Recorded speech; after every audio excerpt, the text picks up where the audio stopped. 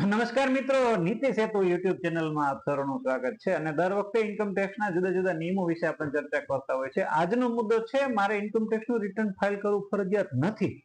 આવા મુદ્દા પર જે લોકો હંમેશા ચર્ચા કરતા હોય એના માટે આજનો આ સ્પષ્ટ કરવા માટેનો વિડીયો છે કે તમારે ઇન્કમ ટેક્સનું રિટર્ન ફાઇલ કરવું ફરજિયાત છે કે નહીં એ આપ પોતે જાણી શકો છો. ઇન્કમ ટેક્સનું રિટર્ન ફાઇલ કરવું જાણી શકો છો. આવો જોઈએ ઇન્કમ ટેક્સનું રિટર્ન ફાઇલ કરવું કોના માટે ફરજિયાત નથી એનો સ્પષ્ટ નિયમ અને ગાઈડલાઈન વિશે ચર્ચા કરી. સાથે સાથે એ પણ જોઈએ કે ઇન્કમ ટેક્સનું રિટર્ન કોના માટે ફાઇલ કરવું ફરજિયાત છે અને સાથે એ પણ જોઈએ કે ઇન્કમ ટેક્સનું રિટર્નની ઉપયોગિતા શું છે, ઇન્કમ ટેક્સ રિટર્ન ફાઇલ કરવાથી આપણને શું ફાયદો થાય છે. ચાલો ચર્ચા કરીએ.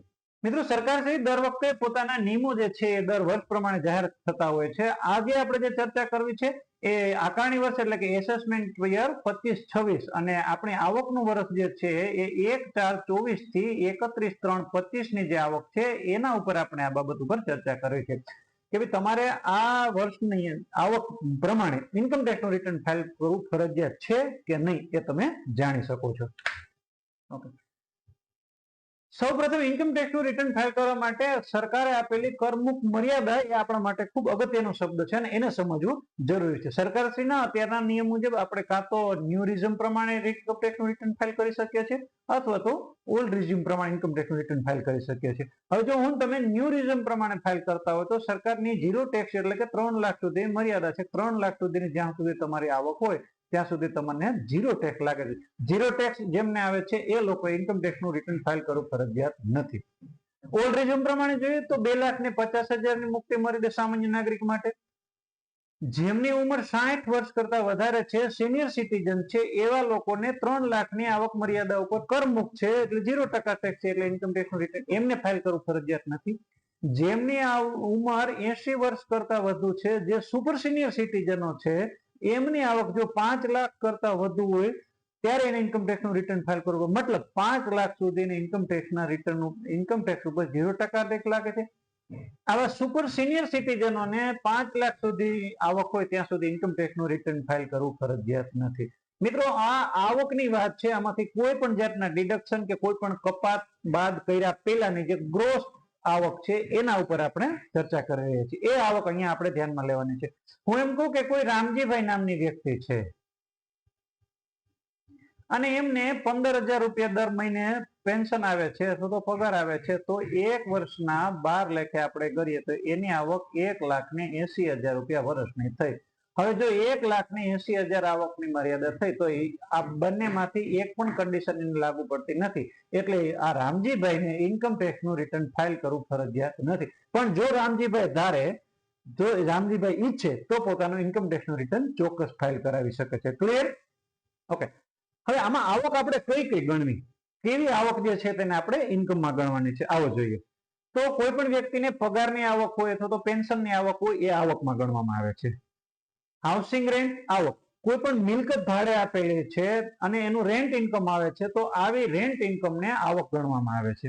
તમે કોઈ પણ પ્રકારનો બિઝનેસ કરો છો, ધંધો કરો છો અથવા તો કોઈ પ્રકારનો વ્યવસાય કરો છો તો આ આવક જે છે તમારી આવકમાં ગણવામાં આવે છે. કેપિટલ ગેઇન એટલે કે તમારી પાસે કોઈ તમે પ્રોપર્ટી છે જેને સેલ આઉટ કરો છો, એમાંથી તમારે જો ઇન્કમ થાય છે, કમાણી થાય છે, તો આ તમારી આવક ગણવામાં આવે છે. પછી જમીન હોય, મકાન હોય, પ્લોટ હોય, શેર બજાર હોય કે કોઈ પણ તમારી મિલકતને તમે વેચો છો એમાંથી જે આવક થાય છે તો એ તમારી આવક ગણવામાં આવે છે.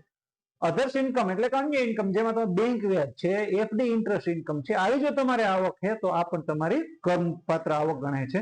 મુક્તિ મર્યાદા આપણે અગાઉ ચર્ચા કરીએ મુજબ કરપાત્ર અને કરમુક્ત આવકમાં આગળના ટેબલમાં આપણે જોયું કે ન્યૂ રિઝ્યુમ પ્રમાણે 3 લાખ રૂપિયા અને ઓલ્ડ રિઝ્યુમ પ્રમાણે તમારે ઉંમર પ્રમાણની જે મર્યાદા છે એ પ્રમાણે તમારી આવક કરપાત્ર કે કરમુક્ત નક્કી થાય છે.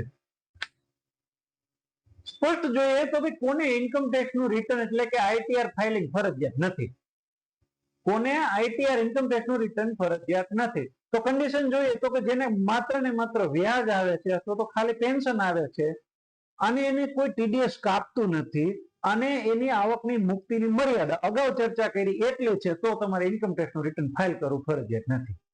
તમારે એગ્રીકલ્ચરની ઇન્કમ છે માત્ર, તો ઇન્કમ ટેક્સનું રિટર્ન ફાઇલ નહીં કરો તો ચાલશે. પણ એગ્રીકલ્ચર ની ઇન્કમ 5,000 જ છે અને અધર્સ ઇન્કમ જો તમારી પાસે વધારે છે તો તમે ફરી પાછી પેલી કન્ડિશનમાં આવી જશો, જેમાં તમારે ઇન્કમનું રિટર્ન ફાઇલ કરવું ફરજિયાત બની જશે. તમારી પાસે તમે કોઈ ગૃહિણી છો, હાઉસવાઇફ છો અને તમારે કર મુક્તિ મર્યાદા કરતા ઓછી આવક છે તો તમારે ઇન્કમ ટેક્સનું રિટર્ન ફાઇલ કરવું જરૂરી નથી. કર મુક્તિની આવકની મર્યાદા સુધીના જો તો તમે એનઆરઆઈ વ્યક્તિ છો, ભારતીય છો પણ વિદેશમાં સ્થાયી થવા માંગો છો તો તમારે ઇન્કમ ટેક્સનું રિટર્ન ફાઇલ કરવું જરૂરી નથી. જે આવક મર્યાદાની ચર્ચા થઈ એમાં તમારું ડિવિડન્ડ, બેંકનું વ્યાજ વગેરે કોઈ પણ આવક થતી હોય અને આ આવક મર્યાદાની નીચે રહેતી હોય તો તમારે ઇન્કમ ટેક્સનું રિટર્ન ફાઇલ કરવું ફરજિયાત નથી. હવે કેવા વ્યક્તિઓને ઇન્કમ ટેક્સનું રિટર્ન ફાઇલ કરવું ફરજિયાત છે? જો અહીંયા આપેલી હવે જે ફરજિયાત છે એમની એક પણ કન્ડિશન તમને લાગુ પડતી હોય અને આગલાની પણ તમને લાગુ પડતી હોય તો અહીંયા ફરજિયાત મુજબ તમારે ઇન્કમ ટેક્સનું રિટર્ન ફાઇલ કરવું ફરજિયાત બની જશે. જોઈએ, જો તમે કોઈ કંપનીના ડિરેક્ટર છો અથવા તો કોઈ એલએલપી કંપનીમાં ભાગીદાર છો તો તમારે ઇન્કમ ટેક્સનું રિટર્ન ફાઇલ કરવું ફરજિયાત છે.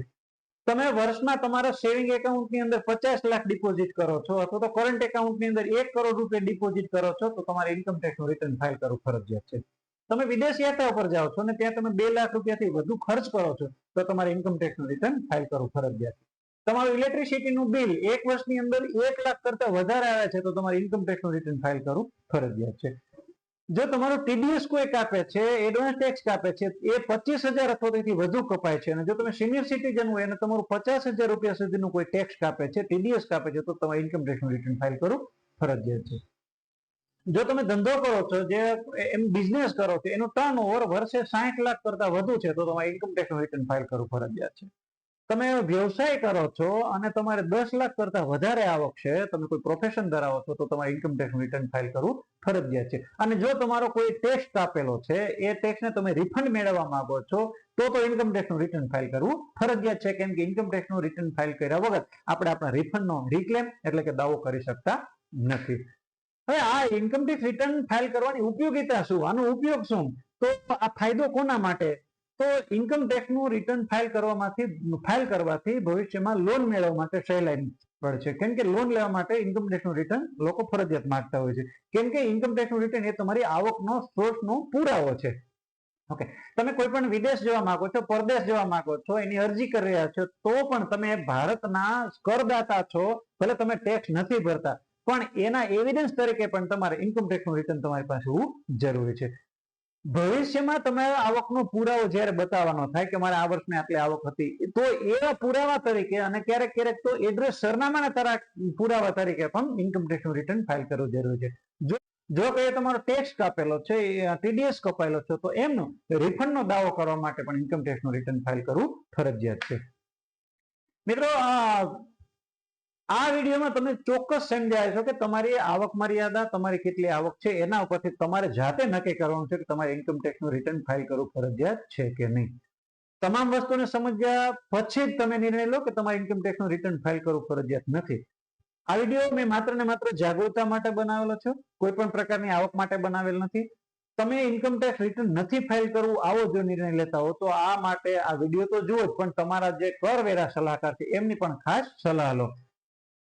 મિત્રો, ઇન્કમ ટેક્સનું રિટર્ન ફાઇલ કરવા માટે કયા કયા દસ્તાવેજો, કયા કયા ડોક્યુમેન્ટ્સની આપણે તૈયારી કરવી પડશે એના માટેનો બહુ અગત્યનો વિડીયો અમારે યુટ્યુબ ચેનલ ઉપર મૂકેલો છે, તો આ ચોક્કસ જોઈ લેજો તમે, જેનું લિંક પણ મેં અહીંયા ડિસ્ક્રિપ્શન બોક્સની અંદર મૂકેલી છે કે ઇન્કમ ટેક્સનું રિટર્ન ફાઇલ કરવા માટે મારે કયા કયા ડોક્યુમેન્ટ્સની તૈયારી કરવી પડશે.